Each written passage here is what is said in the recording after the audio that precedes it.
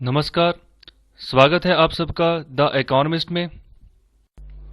तो हमारे प्रधानमंत्री जी ने यहाँ पर बधाई दी है पूरे देशवासियों को on the occasion of Prakash Purb of Shri Guru Ramdas जी। तो प्रकाश पुर्ब का मतलब होता है द बर्थ एनिवर्सरी। और श्री गुरु रामदास जी कौन है, तो चलिए इनके बारे में जानते हैं। तो श्री गुरु रामदास जी सिखों के चौथे गुरु थे और इनका जो प्रकाश हुआ था वो हुआ था 24 सितंबर 1534 को। इनका प्रकाश हुआ था चूना मंडी लाहौर में। ओके, तो बर्थ नेम इनका था भाई जेठा जी और बाद में 7 साल की उम्र में ही ये यतीम हो गए और इनकी जो परवरिश की वो की थी इनकी नानी माँ ने। जब ये 12 साल के हुए तब इनको इनकी नानी माँ गोविंदवाल लेकर जाते हैं। तो गोविंदवाल जो है ये भी एक टाउन है अमृतसर के पास। तो वहां पर वो मिलते हैं गुरु अमरदास जी से। सो गुरु अमरदास जी सिखों के तीसरे गुरु थे। तो वहां पर जब वो गुरु अमरदास जी से मिलते हैं तो वहीं पर उनके सामने नतमस्तक हो जाते हैं और उनको अपना मेंटर जो है स्वीकार कर लेते हैं और बाकी की जिंदगी उन्हीं की सेवा में वहां पर लगा देते हैं। और आगे बढ़कर जब वो बड़े होते हैं तो जो गुरु अमरदास जी हैं वो अपनी बेटी की शादी वो भी भाई जेठा से करते हैं। ओके, तो फिर बाद में उनको भी अपनी फैमिली का ही जो है पार्ट बना लेते हैं। और आगे अगर बात करें, गुरु अमरदास जी ने अपना जो सक्सेसर चुना कि सिखों के लिए जो सिखों के 4th गुरु होंगे वो कौन होंगे, तो उसके लिए भी उन्होंने अपने बेटों को यहाँ पर सक्सेसर के तौर पर नहीं चुना। सबसे जो काबिल उनको जो लगे उन्होंने भाई जेठा जी को आगे बुलाया और उनको उनका नाम को रीनेम किया, उनका नाम रखा रामदास जी और उनको जो थी गुरु गद्दी सौंप दी। तो रामदास का मतलब होता है परमात्मा का दास, सर्वेंट और स्लेव ऑफ गॉड। तो आगे बात करूं तो गुरु रामदास जी 1574 में सिखिज्म के गुरु बनते हैं। ओके, और 1581 तक जब तक वो ज्योति ज्योत नहीं समाते तब तक वो लीड करते हैं सिखिज्म को। आगे बात करें तो जो गुरु अमरदास जी के बेटे थे उन्होंने भी यहाँ पर काफी तरह की यहाँ पर हॉस्टिलिटीज देने की कोशिश की गुरु रामदास जी को। ओके, फिलहाल जब आगे बढ़ते हैं तो यहाँ पर गुरु अमरदास जी द्वारा दर्शाई गई एक जगह ओके जिसका नाम था गुरु का चक। तो ये इन्होंने आइडेंटिफाई की गुरु रामदास जी ने और वहां पर एक टाउन को जो था बसाना शुरू कर दिया और उस टाउन का नाम रखा रामदासपुर। तो इसी रामदासपुर का बाद में नाम बदल कर रखा गया अमृतसर। सो अमृतसर का मतलब होता है अमृतसर, अमृत मतलब अमृत और सर मतलब सरोवर, तो अमृत का सरोवर। तो ये जो है होलियस्ट सिटी है सिखिज्म में। सो आगे बात करें तो यहाँ पर एक और फेमस ट्रेडिशन जो था शुरू किया गया था तो उसका नाम था मंजी ऑर्गेनाइजेशन और मंजी प्रथा। सो मंजी का मतलब होता है खटिया, ओके, जिसको हम चारपाई बोलते हैं। तो मंजी मतलब चारपाई। सो यहां पर क्या था, सिख मूवमेंट को चलाने के लिए डोनेशंस की जरूरत थी, इकोनॉमिकली सपोर्ट की जरूरत थी, थियोलॉजिकली सपोर्ट की जरूरत थी। तो यहां पर कुछ क्लरिकल अपॉइंटमेंट्स की गई जिनको नाम दिया गया मसंद। ओके, सो मसंद यहां पर अपॉइंट किए गए जिनका काम था कि जो भी डोनेशंस आती हैं ओके तो जो भी थियोलॉजिकल सपोर्ट होती है वो सिख मूवमेंट को देनी है। ओके, तो उसको जो है यहाँ पर सर्कुलेट करना है, उसकी पूरी जो है जिम्मेदारी जो है वो मसंदों को यहाँ पर दी गई। आगे बात करें, जब वो अपने सक्सेसर को यहाँ पर अपॉइंट करते हैं ओके 5वें गुरु के लिए, तो यहाँ पर गुरु रामदास जी इनके जो सबसे छोटे बेटे थे ओके जिनका नाम था गुरु अर्जन देव जी ओके उनको ये अपॉइंट करते हैं अपना सक्सेसर। हालांकि उनके 2 बड़े बेटे थे जिनका नाम था पृथ्वीचंद जी और महादेव जी। सो जो सबसे छोटे बेटे थे ओके तो उनको इन्होंने यहाँ पर अपने सक्सेसर के तौर पर चुना और उनको सिखों के 5वें गुरु बनाया गया। तो निम्रता के पुंज जो है इनको माना जाता है, शांति और सेवा के पुंज, शांति और सेवा के प्रतीक इनको कहा जाता है। तो यहाँ पर एक छोटी सी स्टोरी भी है इनके बारे में। यहाँ पर एक बार बाबा श्री चंद जी जो थे जो कि गुरु नानक देव जी के बड़े सुपुत्र थे ओके तो वो भी काफी बड़े तपस्वी थे। तो एक बार उनकी भेंट होती है गुरु रामदास जी से। गुरु रामदास जी की जो दाढ़ी थी वो काफी बड़ी थी। तो गुरु जो बाबा श्री चंद जी थे उन्होंने प्रश्न किया गुरु रामदास जी को कि आपने अपनी दाढ़ी इतनी लंबी क्यों बढ़ाई हुई है। तो तब उन्होंने बड़ी ही निम्रता सहित जवाब दिया कि आप जैसे महापुरुषों के चरणों की धूल को साफ करने के लिए ये दाढ़ी मैंने बढ़ाई हुई है। तो इसीलिए यहाँ पर उनको जो है निम्रता, शांति और सेवा के प्रतीक माना जाता है। तो हमारे प्रधानमंत्री जो है उन्होंने बधाई दी है देशवासियों को उनके प्रकाश पुर्ब के मौके पर। तो यहाँ पर हम बात करने जा रहे हैं इंडियन ओशियन रीजन के बारे में, जहाँ पर भारत जो है एक सागर इनिशिएटिव चला रहा है, जहाँ पर इसका मकसद है कि भारत के इंडियन ओशियन में जितने भी मित्र देश हैं उनको असिस्टेंस प्रोवाइड करना, उनको फ्रेंडली मैनर में जो भी सहयोग की जरूरत होती है भारत की तरफ से वो सहयोग उनको प्रोवाइड करना। तो यहाँ पर मिशन सागर 2 जो है वो चलाया जा रहा है। तो उसके तहत जो हमारा इंडियन नेवल शिप है ऐरावत, वो सूडान का जो पोर्ट है वहां पर एंटर हुआ 2 नवंबर 2020 को, और वहां पर 100 टन की जो फूड एड है, ठीक है, उसकी जो कंसाइनमेंट है वो सूडान के लोगों तक जो पहुंचाई गई है भारत सरकार के द्वारा थ्रू द INS ऐरावत। तो मुझे आप कमेंट बॉक्स में बताइए कि ऐरावत बहुत ही पॉपुलर नाम है, ओके, तो कहां से ये नाम जो है इसको INS को दिया गया है, तो ये मुझे आप कमेंट बॉक्स में बताइए। तो असिस्टेंस यहाँ पर देने का मुख्य मकसद यही है कि अभी कोविड-19 की वजह से सभी जगह पर, ओके, दुनिया के हर एक कोने पर इसका इफेक्ट हुआ है। बहुत सारे कंट्रीज ऐसे हैं जो अपने दम पर जो है इसका मुकाबला नहीं कर पा रहे, उनको बाहरी सहयोग की जरूरत है। तो उसका ही ध्यान रखते हुए भारत सरकार यहाँ पर सूडान को जो है 100 टन का जो है फूड कंसाइनमेंट जो है प्रोवाइड कर रही है उनकी सहायता करने के लिए। और अगर बात करूं मैं मई जून 2020 की, तो इस समय में भी ये मिशन सागर 2 के तहत काफी काम जो था वो इंडियन नेवी के द्वारा किया गया था, खासतौर पे जो मालदीव्स है, मॉरिशस है, सेचेलिस, मेडागास्कर और कोमोरोस। तो यहाँ पर भी कोविड-19 के चलते यहाँ पर मेडिसिन की बहुत कमी थी। सो भारत जो है एक तरह से फार्मास्यूटिकल हब है, और अपनी दोस्त जो कंट्रीज थी उनको यहाँ पर सहायता प्रोवाइड की गई थी भारत सरकार के द्वारा for the food aid and the medicine.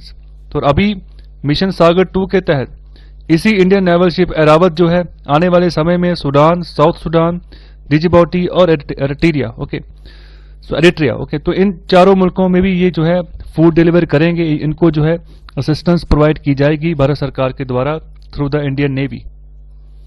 जो मिशन सागर 2 है, ये जो सागर इनिशिएटिव प्रधानमंत्री जी के द्वारा लिया गया था, okay, so security and growth for all in the region, तो ये इसकी फुल फॉर्म है, ओके। तो इसके तहत जितने भी हमारे पड़ोसी मुल्क हैं जो मैरीटाइम नेबर्स हैं, ओके, जिनके आसपास जो है समुद्र रेखा है पाकिस्तान को छोड़कर, तो इन सभी को भारत सरकार जो है इनको स्ट्रेंथन करेगी और जो भी सहायता बन पड़े वो इनको प्रोवाइड करेगी। आने वाले समय में किसी भी सिचुएशन में यहाँ पर भारत सरकार जो है खड़ी रहेगी इनकी प्रोटेक्शन के लिए। तो यहाँ पर जो मिनिस्ट्री ऑफ डिफेंस है और मिनिस्ट्री ऑफ एक्सटर्नल अफेयर्स, ये दोनों आपस में कोऑर्डिनेशन करके जो है इंडियन नेवी के थ्रू जो है ये ऑपरेशन जो है इसको लॉन्च करती हैं और सक्सेसफुल होती हैं। आगे बात करते हैं इंडियन ओशियन कमीशन के बारे में। तो रिसेंटली भारत जो है यहाँ पर उसको एक ऑब्जर्वर स्टेटस मिला है, एज ए ऑब्जर्वर मेंबर के तौर पर यहाँ पर सिलेक्ट हुआ है, ओके। तो परमानेंट मेंबर और ऑब्जर्वर मेंबर में फर्क होता है। अगर कोई भी कंट्री किसी भी ऑर्गेनाइजेशन में ऑब्जर्वर मेंबर बनता है तो उसको कम से कम 2 से 3 साल का टाइम लगता है परमानेंट मेंबर बनने के लिए, ओके। तो यहाँ पर अभी ऑब्जर्वर मेंबर का स्टेटस भारत को मिला है इंडियन ओशियन कमीशन में। तो ये जो डेवलपमेंट हुई है एक स्टेप है towards the strategic vision of SAGAR for the Indian Ocean. So सन 2015 में एक स्ट्रेटेजिक विजन जो था इंडियन ओशियन के लिए लिया गया था, जिसका नाम था security and growth for all in the region, okay, SAGAR. तो यहाँ पर जो मेन पर्पस था वही था कि जो मैरीटाइम सिक्योरिटी है, मैरीटाइम कॉमन्स है, कॉपरेशन है, सभी मुल्कों में उसको बढ़ाया जाए, जितने भी भारत के फ्रेंडली मुल्क हैं इंडियन ओशियन रीजन में। तो इसके साथ ही साथ जो इंडिया है ये कोशिश कर रहा है कि इकोनॉमिकली और सिक्योरिटी कॉपरेशन जो है इसको और मजबूत किया जाए। आने वाले समय में जो मैरीटाइम सिक्योरिटी कैपेबिलिटीज हैं इनको और बढ़ाया जाए अपने पड़ोसी मुल्कों के साथ, और साथ ही साथ कॉपरेट करेगा India on the exchange of information, coastal surveillance, building of infrastructure and strengthening there capabilities. तो इन सभी फील्ड्स में भारत सरकार जो है मदद करेगी अपने नेबरिंग कंट्रीज की, मैरीटाइम नेबरिंग कंट्रीज की।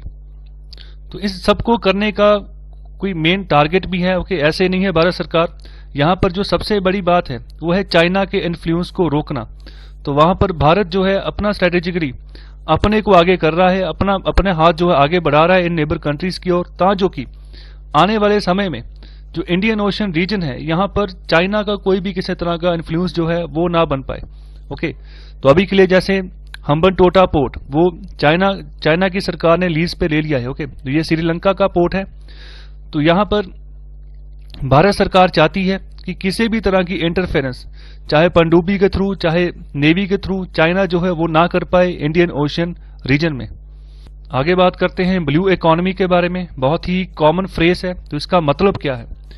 सो ब्लू इकोनॉमी वर्ड हम यूज करते हैं मैरीटाइम के पॉइंट ऑफ व्यू से। तो यहाँ पर बहुत सारी बातें हैं जिनका ध्यान रखना होता है अगर ब्लू इकोनॉमी का टारगेट अचीव करना है। तो सबसे पहले तो बात, जो शिपिंग होती है समुद्र के ऊपर, तो यहाँ पर उनका कम से कम इम्पैक्ट रखना है एनवायरनमेंट के ऊपर, कम से कम इम्पैक्ट हो। जैसे ऑयल लीकेजेस वगैरह शिप्स के थ्रू हो जाती है, वो सारा का सारा जो ऑयल है वो समुद्र के पानी में मिक्स होना शुरू हो जाता है, जिससे जो समुद्री जीव हैं उनको नुकसान पहुंचता है, उनके पर्यावरण को जो है नुकसान पहुंचता है। तो इसको सही करना है। साथ ही साथ एक दूसरे की जो जिंदगी है उनको बेहतर बनाना है। अलग अलग टापू में अलग अलग जो समुद्री देश है वहां पर रीन्यूएबल एनर्जी को हार्नेस करने की कोशिश करनी है। जैसे फॉर एग्जांपल सोलर एनर्जी है या विंड एनर्जी है, इसके through eco friendly renewable energy use करके जो है आगे बढ़ना है। अच्छा खान पान रखना है, ओके, पॉवर्टी खत्म करनी है, हंगर खत्म करना है, जॉब्स क्रिएट करनी है। कोस्टल कम्युनिकेशन जो है, ओके, जो कोस्टल कम्युनिटीज हैं, ओके, जो भी ट्राइबल्स कोस्टल एरियाज में रहते हैं उनको प्रोटेक्ट करना है। क्लाइमेट चेंज का जो बुरा इंपैक्ट है वो उनके ऊपर नहीं पड़ने देना है। तो इस हिसाब से हमने ब्लू इकोनॉमी का एक जो है चार्ट तैयार किया हुआ है। इसके अकॉर्डिंग जो है हम इंडियन ओशन रीजन में यहाँ पर अप्रोच करने की कोशिश कर रहे हैं और सपोर्ट कर रहे हैं इन सभी कंट्रीज को जो इंडियन ओशन रीजन में पड़ते हैं। जो मैरीन लाइफ है ओशियंस की, इनको भी सही करना है। ओके, जो पोल्यूशन होता है मेरीन के एरिया के अंदर, जैसे प्लास्टिक्स को छोड़ दिया जाता है, ओके, तो ये सब चीजें अगर जो मेरीन लाइफ के जो जीव जंतु हैं अगर वो सेवन करते हैं तो उनकी सेहत जो है खराब हो जाती है। ओके, तो कोस्टल लाइन के आसपास भी बहुत सारे जो समुद्री जीव हैं कई बाहर आते हैं, ओके, तो लेकिन जब अंदर जाते हैं तो उनकी गर्दन पे कोई तार लिपट जाती है, ओके, कोई प्लास्टिक लिपट जाता है, जो कि सही बात नहीं है। और साथ ही साथ जो इल्लीगल फिशिंग है उसको भी यहाँ पर रोकना है। सो इल्लीगल फिशिंग का मतलब ये है कि सरकार ने कुछ हदें तय की होती हैं कि कोस्टल लाइन की कितनी दूर तक आप जो है जाकर फिशिंग कर सकते हो। ओके, हर एक कंट्री में यहाँ पर एक हदें तय होती हैं। तो यहाँ पर कुछ एरियाज ऐसे होते हैं जहाँ पर जो मछलियां हैं वो कम होना शुरू हो जाती हैं। तो इसका एक प्रोसेस होता है कि जो मछलियां आप लेते हो आप पूरी जड़ तक नहीं मछलियों को ले सकते। मतलब ऐसा ना हो कि रीबर्थ जो है उसका साइकिल टूट जाए। अगर बर्थ का साइकिल टूट जाएगा तो मछलियों की गिनती जो है वो कम हो जाएगी। तो आने वाले समय में जो फिशिंग के ऊपर कारोबार चलता है वो भी ठप पड़ जाएगा। तो यह है ब्लू इकोनॉमी का पूरा चार्ट। तो आई होप आपको ब्लू इकोनॉमी के बारे में, सागर इनिशिएटिव के बारे में और जो सागर मिशन 2 चल रहा है उसके बारे में अच्छे से आपको अंदाजा लग गया होगा। तो अभी हम मैप के थ्रू निहारेंगे जितने भी मुल्कों की यहाँ पर हमने बात की है। तो चलिए, तो ये देखिए, ये है हमारा भारत और ये है सारा का सारा इंडियन ओशियन रीजन। तो वेस्टर्न जो इसका बॉर्डर है वह अफ्रीकन कॉन्टिनेंट को टच करता है, जो ईस्टर्न बॉर्डर है वो है ऑस्ट्रेलियन कॉन्टिनेंट को टच कर रहा है यहाँ पर। तो यहाँ पर ही इस रीजन में सारे मुल्क हैं जहाँ पर असिस्टेंस भारत सरकार सागर मिशन के तहत जो है प्रोवाइड कर रही है। ये अरेबियन सी है, ये सारा का सारा जो है यहाँ पर इंडियन ओशियन है। तो यहाँ पर पड़ता है लक्षद्वीप सी, ओके, जिसको हम लक्षद्वीप सी भी जो है उसके नाम से भी जानते हैं। तो ये मेडागास्कर है, ओके। तो यहाँ पर ये है सूडान, ओके। तो यहाँ पर सूडान है, ये है साउथ सूडान। रिसेंटली ही ये मुल्क जो है टूटकर 2 हिस्सों में बटे हैं। पहले ये पूरा एक सूडान ही था, अभी ये साउथ सूडान है। तो भारत सरकार दोनों की मदद यहाँ पर करेगी। और यहाँ पर है ये एथोपिया है, ओके, ये सोमालिया है, ये जो है ये हॉर्न ऑफ अफ्रीका की कंट्रीज हैं, ओके। तो यहीं पर पड़ता है एर्थरिया जिसकी हम बात कर रहे थे। आगे बात करते हैं सेचिलिस की।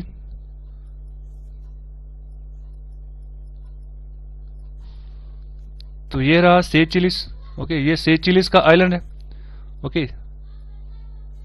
तो इसके बाद अगर बात करूं कोमोरोस, तो वो भी जो है अफ्रीकन कॉन्टिनेंट के पास पड़ता है। ये कोमोरोस है, ओके, ये मायोट है।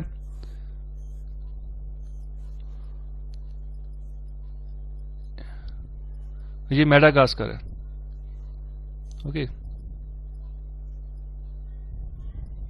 ये मॉरिशस है, ओके। तो आई होप आपको लोकेशन पता चल गई है कहां कहां पर इंडिया यहां पर असिस्टेंस प्रोवाइड कर रहा है अलग अलग मुल्कों को।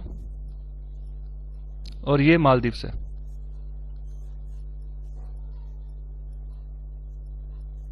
तो ये है पूरा का पूरा मैप।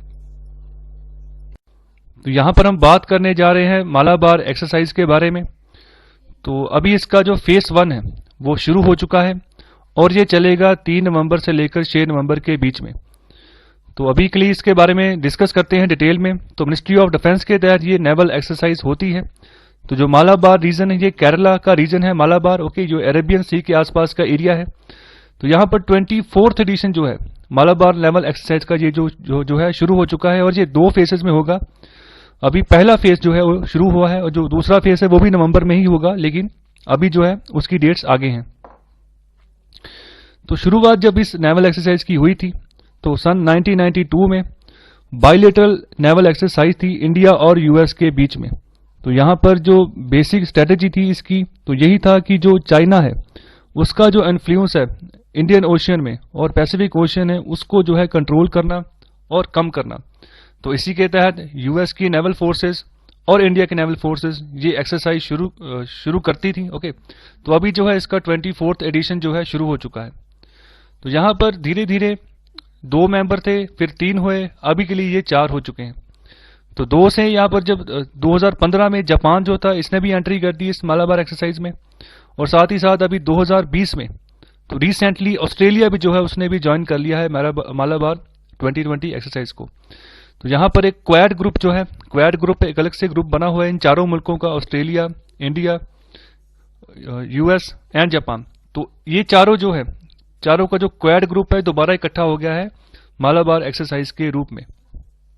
तो यहाँ पर हम बात करें जो नेवी इस एक्सरसाइज में पार्टिसिपेट करेंगी, तो इंडिया की ओर से इंडियन नेवी है, यूनाइटेड स्टेट्स की ओर से यूनाइटेड स्टेट्स नेवी है, जापान की ओर से Japan maritime self defence force है, और ऑस्ट्रेलिया की तरफ से रॉयल ऑस्ट्रेलियन नेवी है जो इस एक्सरसाइज में पार्टिसिपेट करेंगी। और सबसे इंपॉर्टेंट बात, ये जो एक्सरसाइज अभी जो हो रही है ये मालाबार रीजन के आसपास नहीं होगी, ये होगी बे ऑफ बंगाल में विशाखापट्टनम के पास, ओके। 3 से 6 नवंबर के बीच में ये एक्सरसाइज चलेगी। ध्यान रखिएगा, ऐसा नहीं है अगर इसका नाम मालाबार है तो हमेशा ये एक्सरसाइज जो है अरेबियन सी में ही होगी, मालाबार रीजन के आसपास ही होगी। तो इसका जो है लोकेशन जो है हर साल चेंज होती रहती है, कभी ये चेन्नई के पास चले जाते होंगे, कभी बे ऑफ बंगाल के मिड चले जाते हैं। तो इस हिसाब से अभी जो इस साल है विशाखापट्टनम के पास जो है ये एक्सरसाइज जो है की जा रही है। और जो विशाखापट्टनम है ये आंध्र प्रदेश की जो है कोस्टल एग्जीक्यूटिव कैपिटल है। तो आंध्र प्रदेश के पास 3 कैपिटल्स हैं, उनमें से जो एग्जीक्यूटिव कैपिटल है वो है विशाखापट्टनम। ये भी जो है एक कोस्टल एरिया के अकॉर्डिंग जो है कोस्टल लाइन के पास जो शहर ये पड़ता है। और इसके अलावा अगर बात करें तो इस एक्सरसाइज के अंदर जो नेवी यूनिट्स जो एंटर कर रहे हैं तो उसमें डिस्ट्रॉयर भी हैं, ओके, गाइडेड मिसाइल डिस्ट्रॉयर भी हैं, और साथ ही साथ कुछ हेलीकॉप्टर्स भी हैं जो यहाँ पर यूज किए जा रहे हैं नेवल एक्सरसाइज के अंतर्गत। तो यहाँ पर अगर यूनाइटेड स्टेट्स शिप की बात करें तो वहां पर जो नाम है जॉन एस मैकेन, ये एक तरह की गाइडेड मिसाइल डिस्ट्रॉयर है, ओके। साथ ही साथ अगर ऑस्ट्रेलियन शिप की बात करें तो वहां पर हमास नाम का एक बेलाट लॉन्ग रेंज फ्रीगेट्स हैं, और साथ ही साथ उनके पास MH-60 हेलीकॉप्टर है जो यहाँ पर पार्टिसिपेट कर रहा है। अगर Japan maritime self defence ship की बात करें तो उनका ओनामी नाम का डिस्ट्रॉयर है जो यहाँ पर पार्टिसिपेट कर रहा है, ओके। साथ ही साथ उनका SH-60 हेलीकॉप्टर है जो यहाँ पर पार्टिसिपेट कर रहा है। तो साथ ही साथ अगर बात करें कि कौन कौन लीड कर रहा है, यहाँ पर इंडियन नेवी की ओर से जो रियर एडमिरल संजय वत्स्यन है, ओके, जो फ्लैग ऑफिसर हैं, तो यहाँ पर इस फ्लीट को जो है कमांड कर रहे हैं। और साथ ही साथ जो इंडियन नेवी के यूनिट्स है जो यहाँ पर पार्टिसिपेट कर रहे हैं उसमें डिस्ट्रॉयर आता है जिसका नाम है रणविजय, उसके बाद फ्रिगेट शिवालिक है, ऑफशोर पेट्रोल वेसल सुकन्या है, उसके अलावा फ्लीट सपोर्ट शिप शक्ति है, सबमरीन सिंधुराज है। ये सभी जो है यहाँ पर इंडिया की तरफ से जो है यूनिट्स पार्टिसिपेट कर रहे हैं। इसके अलावा एडवांस जेट ट्रेनर हॉक है, long range maritime petrol aircraft P-81, Dornier maritime petrol aircraft and helicopters will also be participating in the exercise. तो ये सब जो यूनिट्स हैं ये इंडिया की तरफ से जो है इस नेवल एक्सरसाइज में पार्टिसिपेट कर रहे हैं, तो इसको ध्यान रखिएगा, याद रखिएगा। सो कोविड-19 के चलते इस बार की जो एक्सरसाइज होगी वो एक non contact at sea only इस तरह की एक्सरसाइज होगी, आपस में किसी तरह का जो कॉन्टैक्ट है वो नहीं किया जाएगा, ओके। तो फिजिकली यहाँ पर प्रेजेंस होगी, जो ऑपरेशंस होते हैं वो यहाँ पर किए जाएंगे, और जो आपसी जो फ्रेंडली नेवीज हैं आपस में जो कोऑर्डिनेशन है, सिनर्जी है, इसको हाई लेवल तक जो है यहाँ पर शोकेस किया जाएगा। और साथ ही साथ आपस में जो वैल्यूज हैं, कमिटमेंट है, जो उसको जो है और स्ट्रांग किया जाएगा। तो कमिटमेंट क्या है? कमिटमेंट है कि जो इंडो पैसिफिक रीजन है, ओके, इसको जो है एक पीसफुल रीजन बनाए रखना है। चाइना का कोई भी इन्फ्लुएंस जो है इस रीजन में नहीं बढ़ने देना है। ओके, अभी देखो साउथ चाइना सी में चाइना अपनी दादागिरी दिखाता है। जो भी नेशंस साउथ चाइना सी के आसपास पड़ते हैं, फॉर एग्जांपल फिलीपींस है, वियतनाम है, ओके, इंडोनेशिया है, तो यहाँ पर चाइना वहां पर बहुत सारे आइलैंड्स हैं जिनको जबरदस्ती अपने कब्जे में लेकर अपना बताता है। हालांकि उनका जो अधिकार है वो उन अलग अलग कंट्रीज के पास है। तो ऐसे ही इंडो पैसिफिक रीजन में चाइना ऐसे काम ना करे, तो यहाँ पर इसलिए ऐसी एक्सरसाइज जो है की जाती हैं इन चारों मुल्कों के द्वारा। और साथ ही साथ अलग से भी यहाँ पर जो है यूएस जो है अपना उन्होंने अलग से एक कमांड लगाई हुई है अपनी। ओके, उनकी जो नेवी की कमांड है स्पेशली उसका नाम है इंडो पैसिफिक कमांड। ओके, तो ये भी इसलिए लगाई है कि चाइना का इन्फ्लुएंस जो है इंडो पैसिफिक रीजन में ना बढ़े, आसानी से शिपिंग हो, जो भी ट्रेड होता है आसानी से हो, किसी तरह का जो है बाहर से दबाव ना हो, और अच्छा जो है इंटरनेशनल ऑर्डर जो है वो मेंटेन रहे। तो अभी के लिए जो मालाबार 20 की फेज 1 की एक्सरसाइज है, ओके, तो यहाँ पर बहुत सारे कम्प्लेक्स और एडवांस नेवल एक्सरसाइज की जाएंगी। For example surface anti submarine and anti air warfare operations, cross deck flying, seamanship evolutions and weapon firing exercises. तो ये एक्सरसाइजेस यहाँ पर की जाएंगी। और साथ ही साथ जो इसका फेज 2 शुरू होगा मालाबार 20 का, वो अरेबियन सी में रखा जाएगा इन द मिड नवंबर 2020। तो यहां पर हम बात करने जा रहे हैं emergency credit line guarantee scheme. तो ये क्या स्कीम है? गवर्नमेंट ने इसको 1 महीने के लिए और एक्सटेंड कर दिया है। ओके, तो इसको हम अच्छे से डिस्कस करते हैं। तो क्या डिटेलिंग है, तो चलिए शुरू करते हैं। तो यहां पर जो emergency credit line guarantee scheme है, ये जब पेंडेमिक पीक पे था इंडिया में, ओके, तो उस समय ये स्कीम गवर्नमेंट ऑफ इंडिया की तरफ से लॉन्च की गई थी। तो यहां पर 3 लाख करोड़ रुपए की यहां पर राशि बोली गई थी कि हम जारी करेंगे, देंगे, खासतौर पे जो एमएसएमई के सेक्टर्स हैं, okay, micro small and medium enterprises के जो बिजनेस साइकिल्स हैं, तो उनको यहाँ पर जो है फंडिंग जो है लोन जो है प्रोवाइड किया जाएगा। ओके, कहीं जगह पर ये कोलैटरल फ्री लोन होगा, ओके, कहीं जगह पर यहाँ पर जो है इंटरेस्ट रेट लगेगा। तो यहाँ पर लोन प्रोवाइड करने का बेसिक मतलब ये था कि इकोनॉमी में दोबारा से डिमांड जो है वो बूस्ट हो, ओके, लोग काम पर जाएं, जो छोटे छोटे बिजनेस मॉडल्स हैं वो दोबारा से काम करना शुरू करें, और एम्प्लॉयमेंट जनरेट हो, प्रोडक्शन जनरेट हो, और देश की जीडीपी जो है ना वो बढ़नी शुरू हो जाए। तो यहाँ पर अभी बात की गई है कि 1 महीने तक के लिए ये जो स्कीम की लिमिट है वो बढ़ा दी गई है, या फिर जब तक वो 3 लाख करोड़ की जो अनाउंसमेंट हुई थी, जो सैंक्शन सरकार ने किया था इस स्कीम के तहत, वो पूरा का पूरा आवंटित नहीं हो जाता, तब तक जो है ये स्कीम जो है अभी बरकरार रहेगी, चलती रहेगी। और साथ ही साथ यहाँ पर एक्सटेंशन का जो डिसीजन लिया गया है उसका रीजन ये भी है कि फेस्टिव सीजन आने वाला है, लोगों की डिमांड बढ़ेगी अलग अलग वेरियस प्रोडक्ट्स की। तो यहाँ पर अगर वेरियस प्रोडक्ट्स की डिमांड बढ़ेगी तो डिमांड की पूर्ति के लिए भी यहाँ पर साधन जो है सही तरीके से उनको मैनेज करना है, तो वहां पर प्रोडक्टिविटी भी बढ़े, इसलिए सरकार यहाँ पर जो है लोन प्रोवाइड कर रही है एमएसएमईज को।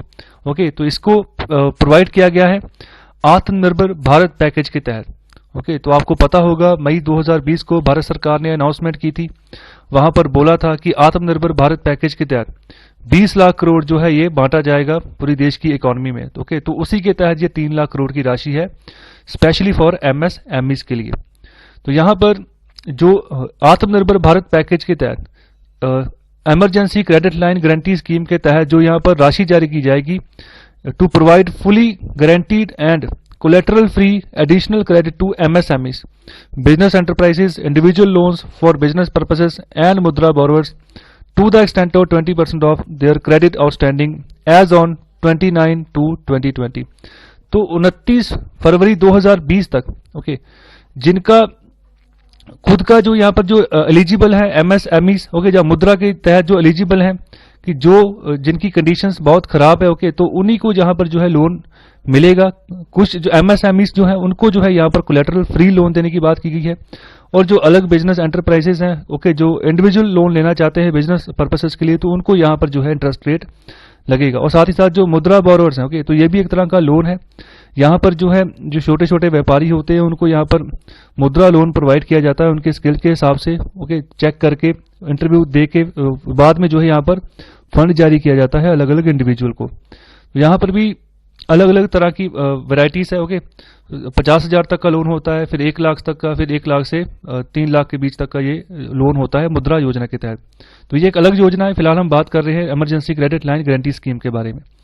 तो यहाँ पर साथ ही साथ ये भी बात रखी गई है कि जो भी यहाँ पर बोरोवर यहाँ से लोन लेगा, ओके, इस पैकेज इस स्कीम के थ्रू, उसका जो कम से कम क्रेडिट हो वो 50 करोड़ तक होना चाहिए 29 फरवरी 2020 के अकॉर्डिंग, ओके, इस डेट तक।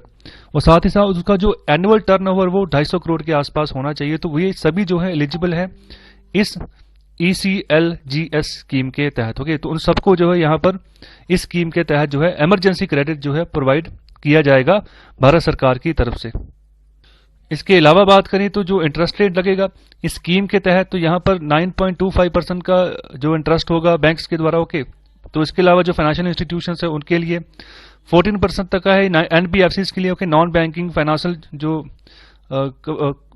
बैंकिंग फाइनेंशियल कंपनीज जो है। ओके, तो यहाँ पर भी अलग अलग टेनर होगा। जो लोन का टेनर है इस स्कीम के तहत यहाँ पर बेसिकली 4 साल का है। ओके, और साथ ही साथ इसमें जो है 1 साल का मोराटोरियम मिलेगा, मतलब कर्ज माफी मिलेगी on the principle of repayment. इसके अलावा जो डाटा यहाँ पर प्रोवाइड किया गया है uploaded by the member lending institutions on the ECLGS portal, an amount of 2.03 lakh crore has been sanction under the scheme to 60.67 lakh borrowers.